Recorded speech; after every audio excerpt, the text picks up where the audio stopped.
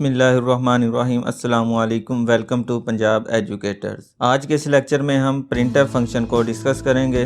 Dear student, printf output को computer screen पर display करवाने के लिए इस्तेमाल किया जाता है।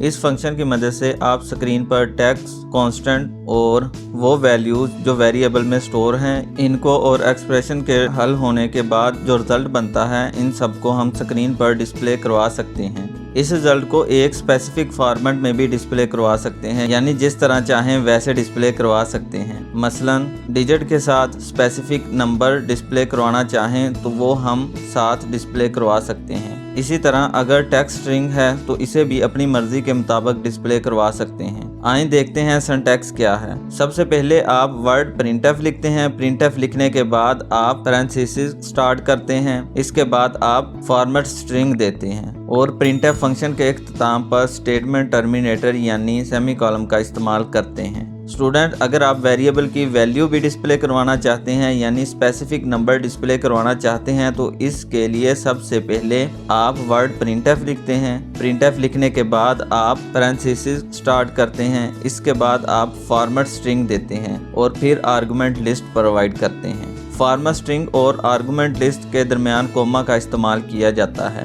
और प्रिंटफ फंक्शन के इख्तिताम पर स्टेटमेंट टर्मिनेटर यानी सेमीकोलन का इस्तेमाल करते हैं। आइए अब इस सिंटैक्स को मज़ीद डिटेल से देखते हैं। सबसे पहले देखते हैं फॉर्मेट स्ट्रिंग से क्या मुराद है। डियर स्टूडेंट, फॉर्मेट स्ट्रिंग जिसे कंट्रोल स्ट्रिंग भी कहा जाता है, ये प्रोग्राम का वो हिस्सा है जो कि आप डबल कोटेशन मार्क के अंदर इंटर करते हैं। फॉर्मेट स्ट्रिंग के अंदर आप जो भी टेक्स्ट इंटर करेंगे वो वैसे ही डिस्प्ले हो जाएगा। इसके अलावा आप यहाँ फॉर्मेट स्पेसिफायर प्रोवाइड कर सकते हैं जो कि हम अपने आने वाले नेक्स्ट लेक्चर्स में डिस्कस करेंगे। इसके अलावा एस्केप सीक्वेंस भी फॉर्मेट स्ट्रिंग के अंदर ही इस्तेमाल कर सकते हैं। एस्केप सीक्वेंस भी हम अपने आने वाले नेक्स्ट लेक्चर में ही डिटेल से डिस्कस करेंगे। फॉर्मेट स्ट्रिंग का जो हिस्सा है वो डबल कोटेशन मार्क के ऊपर मुश्तमिल होता है। डबल कोटेशन मार्क को क्लोज करने के बाद आप कोमा लगाते हैं और इसके बाद आप आर्गुमेंट लिस्ट को प्रिंटफ फंक्शन में इस्तेमाल करते हैं। डियर स्टूडेंट, आर्गुमेंट लिस्ट में वो कांस्टेंट, वेरिएबल्स या एक्सप्रेशन शामिल हैं जिनकी वैल्यू आप स्क्रीन पर डिस्प्ले करवाना चाहते हैं। अगर एक से ज़्यादा आप आर्गुमेंट इस्तेमाल करना चाह रहे हैं तो फिर तमाम आर्गुमेंट को कोमा की मदद से सेपरेट करते हैं, यानी हर एक आर्गुमेंट के बाद कोमा लगाना पड़ता है। और आर्गुमेंट लिस्ट का इस्तेमाल ऑप्शनल है, यानी ये ज़रूरी नहीं है कि आप आर्गुमेंट लिस्ट को प्रिंटफ फंक्शन में ज़रूर इस्तेमाल करें, लेकिन डिपेंड करता है कि आप क्या चीज़ आउटपुट करवाना चाह रहे हैं। प्रिंटफ फंक्शन की मदद से और इसकी मुनासबत से आर्गुमेंट लिस्ट का इस्तेमाल करते हैं। यहाँ पर स्क्रीन पर आपको एक सादा सी एग्जांपल नज़र आ रही है। अगर आप एक ऐसा मैसेज स्क्रीन पर डिस्प्ले करवाना चाह रहे हैं जिसमें आर्गुमेंट लिस्ट शामिल नहीं है तो किस तरह से आप इसे प्रिंटफ करवाएंगे।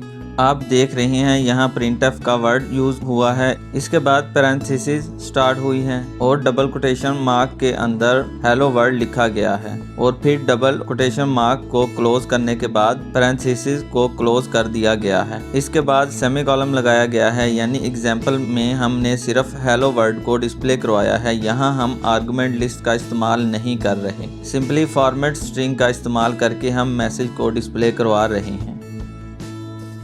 आइए अब एक प्रोग्राम की मदद से प्रिंटफ फंक्शन को डिटेल से डिस्कस करते हैं। डियर स्टूडेंट, स्क्रीन पर देख सकते हैं मैंने एक प्रोग्राम पहले ही टाइप करके लिखा हुआ है। यहाँ पर एक सादा मैसेज डिस्प्ले हो रहा है हेलो वर्ड, और इसमें आर्गुमेंट लिस्ट शामिल नहीं है। आप देख सकते हैं सिंपल प्रिंटफ का वर्ड इस्तेमाल हुआ है। इसके बाद हमने डबल कोटेशन के अंदर हेलो वर्ड लिख दिया है और एंड पर सेमीकोलन लगा दिया है। आइए अब देखते हैं जब हम इसे रन करते हैं तो हमारे पास कैसी आउटपुट आती है। मैं सबसे पहले प्रोग्राम को सेव करता हूं और अब फिर कंपाइल करता हूं। अब देखें प्रोग्राम में कोई एरर नहीं है, तो अब इसे फिर रन करते हैं। तो अब देखिए हमारे पास आउटपुट आ रहा है हेलो वर्ड।